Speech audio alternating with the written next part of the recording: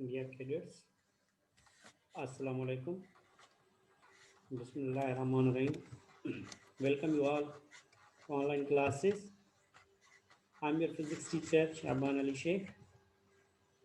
Dear cadets, today we are going to study the topic Introduction of Gravity of chapter number 6, Gravitation. Gravitation chapter हम start करने जा रहे हैं, जिसका introduction भी हम पढ़ेंगे. उसके बाद इसमें यूनिवर्सल लॉ ऑफ ग्रेविटेशन जो है वो हम डिस्कस करेंगे. So first of all, gravitation, Newton's law of universal gravitation. This famous law was presented by famous scientist Sir Isaac Newton. ये जो लॉ है आइजैक न्यूटन ने प्रेजेंट किया था. इस लॉ में ग्रेविटेशन या ग्रेविटेशनल फोर्स के बारे में बताया गया. जैसा कि एक एक्सपेरिमेंट हुआ था, एक इंसिडेंट हुआ था आइजैक न्यूटन के साथ, जब वो एक सेब के दरख्त के नीचे बैठे हुए थे. तो उन्होंने देखा कि एक सेब जो ऊपर से गिरा वो उनके सर पे आके लगा. ये एक फेमस इंसिडेंट है. तो उसने कहा कि why it is possible, how it is possible that कि एप्पल जो है वो डाउनवर्ड डायरेक्शन में आ रहा है. ये किसी और डायरेक्शन में भी जा सकता था, लेफ्ट राइट किसी और डायरेक्शन में, तो ये नीचे ही क्यों आ रहा है. तो वहां से इसकी थिंकिंग स्टार्ट हुई थी ग्रेविटेशन के लिए. फिर इसने एट लास्ट इसने कॉन्सेप्ट दिया कि अर्थ में जो है ना वो फोर्स है जो हर एक ऑब्जेक्ट को अपनी तरफ खींचती है.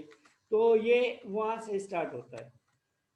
आइजैक न्यूटन ने बताया कि there is the force in between the bodies, कि हर ऑब्जेक्ट में जो है ना दो ऑब्जेक्ट्स के दरमियान एक फोर्स होती है. तो इसके बारे में इसने ला दिया था, जिसको आज तक माना जाता है कि universal law of gravitation. According to him, according to Newton, what is the universal law of gravitation? He stated that every body in this universe attracts to every other material body with a force. कि हर body किसी और material body को अपनी तरफ एक force के साथ खींचती है, which is directly proportional to the product of their masses, जो सीधी निस्बत रखता है उसके मासेस से, and inversely proportional to the square of the distance between them, और इनवर्सली प्रोपोर्शनलिटी शो करता है उसके बीच में जो डिस्टेंस होता है. कंसीडर कर लें यहाँ पे दो बॉडीज हैं m1 and m2, and there is the distance in between them is r. यहाँ पे इन दोनों के दरमियान फोर्स है. इनका मास बढ़ेगा, अगर डिस्टेंस सेम है तो इनके दरमियान फोर्स भी बढ़ जाएगी, because Isaac Newton says that there is the force in between two bodies, और वही फोर्स इन दोनों की सीधी निस्बत रखती है उनके मासेस से. मासेस बड़े होंगे उनके दरमियान फोर्स भी ज्यादा होगी, और अगर डिस्टेंस बढ़ाया जाएगा तो फोर्स कम हो जाएगी. तो inversely proportional to the square of the distance, and it is directed line joining their centres which is called the distance. उन दोनों के दरमियान जो डिस्टेंस होता है वो लाइन से हम रिप्रेजेंट करते हैं. Mathematically, it is written that force is directly proportional m1 m2 upon r square. यहाँ पे साइन ऑफ प्रोपोर्शनलिटी को हम रिमूव करेंगे तो एक कांस्टेंट रिप्रेजेंट करना पड़ेगा. कांस्टेंट अपीयर होगा, that is called g, which is the gravitational constant. Capital G is the gravitational constant. So we can say that this is the equation of universal law of gravitation, in which force is equal to the mg m1 m2 upon r square. तो ये fourth की derivation है जो Isaac Newton ने दी थी. Further इसी derivation को continue करते हैं. The SI unit of force constant या ग्रेविटेशनल कांस्टेंट इज, जो हमने डेरिवेशन पढ़ी कि F is equal to G M one M two upon R square, उसको हम रीअरेंज करने के बाद G is equal to F into R square upon m1 m2 मिलेगा हमें. हम इस कांस्टेंट का यूनिट ले रहे हैं. The SI unit of force is newton, and the SI unit of R square, because here R is the distance, so R square, the SI unit of R square is metre square.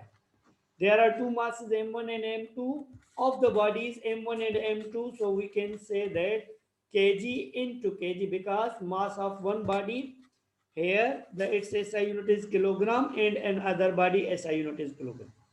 So kg into kg, kg square, newton into metre square, kg square को हम ऊपर ले जाएंगे तो kg inverse 2 हो जाएगा. So this is the constant SI unit of the gravitational constant, Newton into meter square per kg square. The force of attraction between any two bodies is called gravitation. If one of the body is the earth, then the force of attraction between the earth and any other material body is called the force of gravity or simply gravity. जिस तरह से वो Newton की Apple का example हमने दिया था, तो उसमें जो फोर्स ऑफ ग्रेविटी भी हम उसे कहते हैं अगर हम एक बॉडी अर्थ को रिप्रेजेंट करते हैं तो. Dear cadets, at last we are going to find out the dimension of constant g. The dimension of gravitational constant g we find out from its relation, from its derivation. G is equal to F into R square upon M1 M2. Now we are going to find the derivation as G is equal to Newton into meter square upon kg square. The SI unit of force is Newton and R is meter square upon kg square. Now we are going to move to open the derivation of Newton. Newton is equal to kilogram meter per second square. So put the value of kilogram meter per second square instead of Newton. Here kilogram meter per second square, the value of Newton and meter square upon kg square remains same. Again, we can solve this equation that here is m means meter, here is m means meter, meter into meter square into meter cube. So kilogram meter cube upon second square and kilogram square. Here kg and kilogram square cancel, तो हमारे पास जो बचेगा metre cube upon second square upon KG. इसको हम rearrange जब करेंगे तो केजी ऊपर चला जाएगा, तो KG inverse into metre cube upon second square जो हो जाएगा, तो KG inverse metre cube upon second square ऊपर चला जाएगा, तो एस इनवर्स 2 हमारी इक्वेशन बनेगी जो कांस्टेंट ग्रेविटेशन की है. हम कांस्टेंट यू के यूनिट से ही डायमेंशन निकालते हैं.